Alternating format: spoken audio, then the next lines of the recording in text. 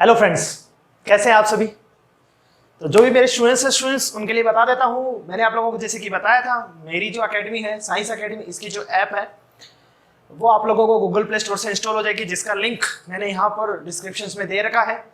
तो जो भी स्टूडेंट्स मेरी ऐप के थ्रू मेरे जो भी कोर्सेज है उनसे जुड़ना चाहते हैं तो उसे मेरे ऐप को इंस्टॉल कीजिए, और जिस भी क्लास के कोर्स से आप जुड़ना चाहते हैं उसे आप एनरोल कीजिए। तो जैसे कि क्लास 12th का हमारा ये जो टॉपिक है, आप लोग क्लास 12th के मेरे कोर्स से जुड़ने के लिए तो आपको वहाँ पर दो प्रकार के कोर्सेज होंगे स्टूडेंट्स। एक तो कोर्स है पेड और एक आता है फ्री।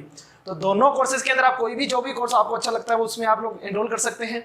आपको ये तो पता ही है स्टूडेंट्स, बताने की जरूरत नहीं फ्री और पेड में क्या डिफरेंस रहने वाला है। फिर भी कुछ स्टूडेंट्स ऐसे होते हैं कि जो लोग अवेलेबल नहीं है, उन लोगों के लिए पैसे के अंदर हम लोग किसी भी कोर्स को खरीद पाए, तो उन लोगों के लिए जो मेरा फ्री कोर्स है स्टूडेंट्स वो भी रहेगा, लेकिन उन बच्चों को मेहनत करनी पड़ेगी।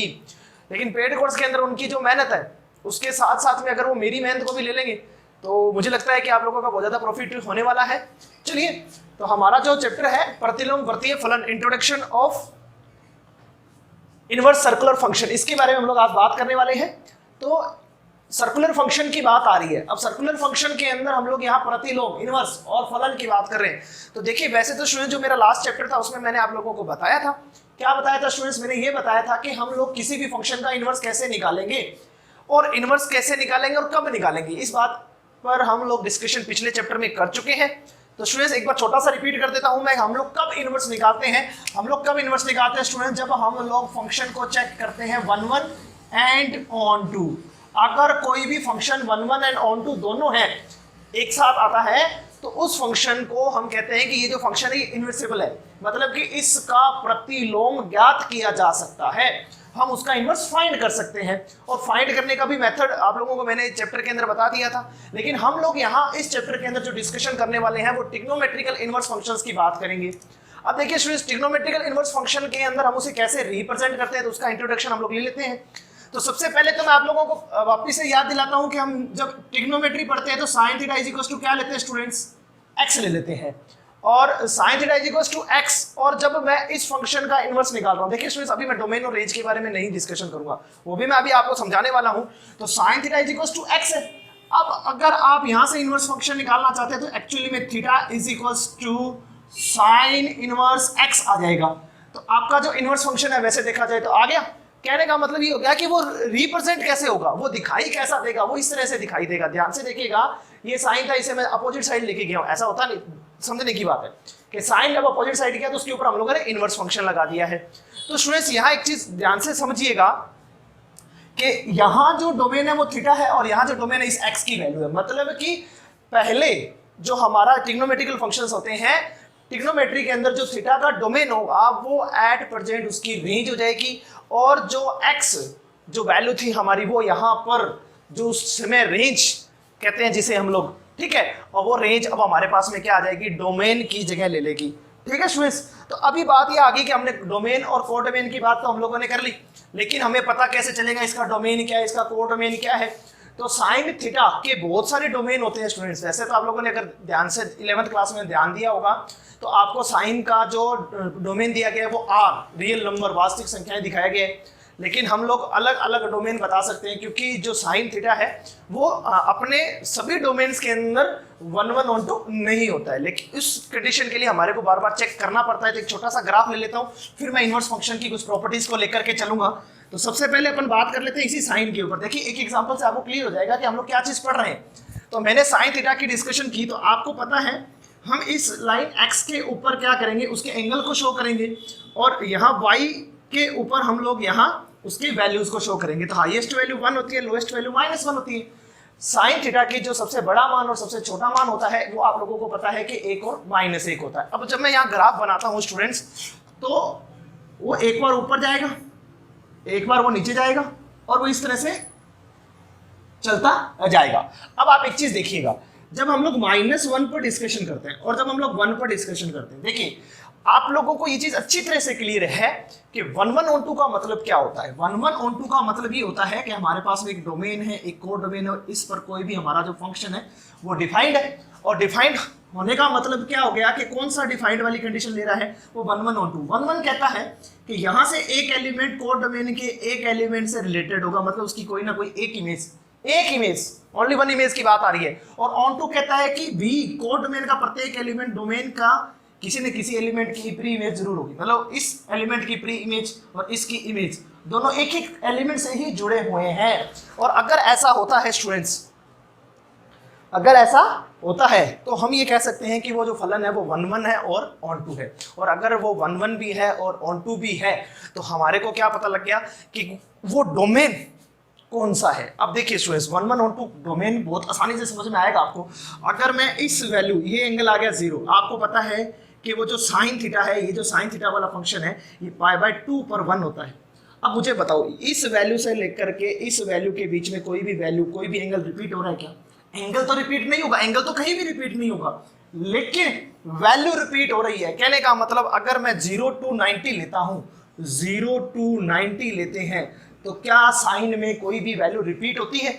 नहीं होती है। लेकिन अगर मैं ये 0 to π ले लेता हूं, हमने इंटरवल ले लिया 0 to π, तो क्या इस इंटरवल के अंदर, इस इंटरवल के अंदर कोई एंगल रिपीट हो रहा है? मतलब कि डोमेन की कोई भी एलिमेंट रिपीट नहीं हो रहा। बट जब हम इस एंगल के अकॉर्डिंग इसके ग्राफ को देखते हैं, ध्यान से शो करते हैं, तो हमारे को ऐसी बहुत सारी वैल्यूज मिल जाती हैं जो अलग अलग एंगल पर सेम वैल्यूज शो करता है। जैसे एग्जांपल के तौर पर मैंने लिख दिया sin 60 एंड sin 120। अब आप यहां देख सकते हैं कि 60 और 120 दोनों की वैल्यू सेम होती है। तो हमारे को क्या मिला कि इसमें वो फंक्शन 1 1 1 2 नहीं होगा। क्यों नहीं होगा? क्योंकि दो अलग अलग वैल्यूज पर एक ही वैल्यू एग्जिस्ट कर रही है। इट मींस क्या हो गया, मैंने यहां पर ई और ले लिया, उसके लिए भी 1 आ रहा है। तो ऐसा अगर पॉसिबल हो जाता है तो वो 1 1 नहीं है, वो मेनी 1 हो गया और वो ऑन टू नहीं है।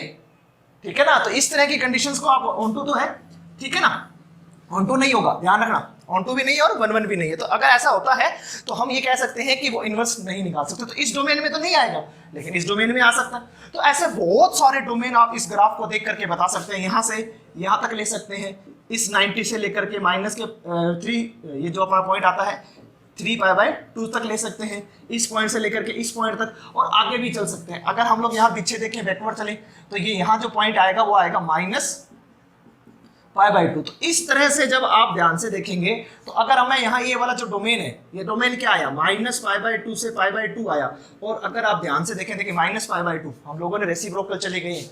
हम लोग जब ट्रिग्नोमेट्री के अंदर आप लोगों को बताया गया होगा कि जब हम लोग एंटी क्लॉक चलते हैं, हमेशा एंगल्स का मेजरमेंट जो आता है, और अगर हम लोग एंटी क्लॉकवाइज जा रहे हैं तब तो जो एंगल की वैल्यूज आनी है वो पॉजिटिव लेनी है एंगल को, और जब हम लोग क्लॉकवाइज चलते हैं तो हम लोग नेगेटिव, इसलिए मैंने -π/2 शो किया है।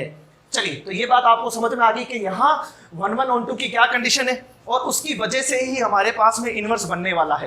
तो एक चीज जो मोस्ट इंपॉर्टेंट पॉइंट आता है, यहाँ पर कंफ्यूजन रहता है स्टूडेंट्स को।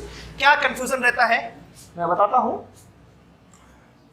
देखिए, जैसे कि जो हमारी प्रॉपर्टीज कह सकते हैं हम लोग, तो ये 1 1 ऑन 2 की कंडीशन यहाँ अप्लाई होगी हर बार।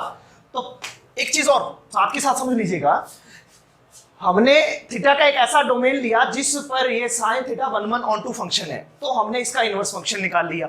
और इनवर्स फंक्शन भी ऑलवेज, हमेशा, इनवर्स फंक्शन हमेशा 1 1 एंड ऑन 2 होता है। जो हमारा प्रतिलोम फलन है वो हमेशा क्या होगा, अकेकी और अच्छादक होगा। समझ आ गई ना बात, कि जो फंक्शन हमारा है वो हमेशा अकेकी अच्छादक होता है।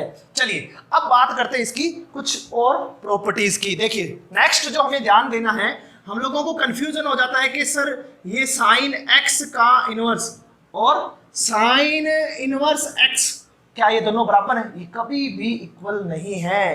देखिए स्टूडेंट्स, इसका मतलब यहां दिखाई दे रहा है। इसका मतलब क्या हुआ, देखिए, जब मैंने साइन x का होल इनवर्स का मतलब हो गया पावर से, ये पावर नहीं है स्टूडेंट्स, ये उसका इनवर्स फंक्शन है, रिप्रेजेंट करने का तरीका है। इसका मतलब हो जाता है स्टूडेंट्स 1/sin x, और इसकी जो वैल्यू आएगी वो आएगी कोसेक x। तो ये आप लोगों को ध्यान रखना है कि इसमें और इसमें क्या डिफरेंस है, कंफ्यूजन नहीं रखना है। तो ये बात हो गई हमारे स्टूडेंट्स कि इनवर्स फंक्शन क्या होता है और वो ऐसा क्यों आया है। आगे हम लोग अभी इसके ग्राफ इसके डोमेन, इसके कोडोमेन। देखिए कोडोमेन की जगह मैं यार रेंज की बात करूंगा, क्योंकि हम लोग फंक्शन 1 1 on 2 देख रहे हैं और फंक्शन 1 1 on 2 के अंदर हम लोग रेंज की ही डिस्कशन करेंगे, क्योंकि हमारा जो ये चैप्टर है प्रतिलोम वर्तीय फलन, तो इसके अंदर हमारे को रेंज का बहुत ज्यादा काम आता है, जिसमें हम लोग बीवीपी प्रिंसिपल वैल्यू ब्रांच को हम लोग निकालना सीखेंगे। तो वो भी मैं आप लोगों को बताऊंगा विद ग्राफ, आप लोगों को इंट्रोडक्शन देने वाला हूं मैं प्रत्येक फंक्शन के बारे में। चलिए आगे देख लेते हैं।